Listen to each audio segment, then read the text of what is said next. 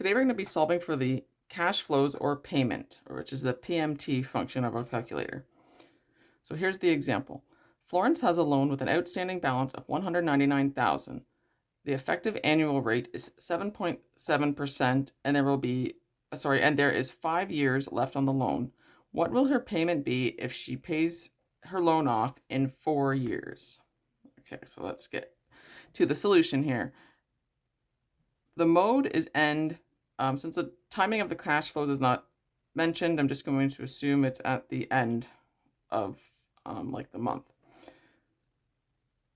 So here's the inputs for your calculator. The present value is $199,000. That's the present value of the loan. The future value is 0 because she wants to have it totally paid off in 4 years. The interest rate is 7.7% divided by 12 because the annual rate is 7.7%, but she's making monthly payments, so we have to match the timing of her payments with the interest. And the time period is 4 years, and again it's 4 times 12 because we need to match the amount of time of cash flows and payments, so it's 12 times a year for 4 years. And what is her payment going to be if she plans on paying this off in 4 years? So let's get to it. So you just hit on, and we're going to clear the calculator as always. Second function alpha 0, 0, and we do 199,000. It's a present value, 0 future value, 7.7 divided by 12 interest, 4 times 12 is the payment periods. And what is the payment each month? So comp PMT is $4,799,000.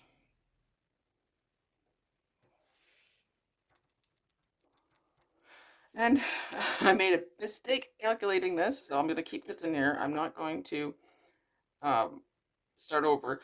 What I've made a mistake on is I used the beginning function. That's why I got a different answer than my previous one. So that's the difference between using the beginning, cash flows start in the beginning of the month or the end of the month. It makes a pretty big difference in your calculations, and I just proved that. So let's start over using the proper end mode of what I should be using for this equation or this calculation. So we're going to go ahead and second function beginning end, and let's clear it so now it's the end mode. All right, let's start over again. So 199,000 present value, 0 future value, 7.7 divided by 12 interest, 4 times 12 is the payments, and or not the payments, but the number of the length of the payments, how long it will take to pay it off. And let's compute the PMT. So compute PMT, and how much she will need to pay each month is $4,830. So the answer to this problem is Florence's new monthly payment will be $4,830 in order to pay her loan off in 4 years instead of 5.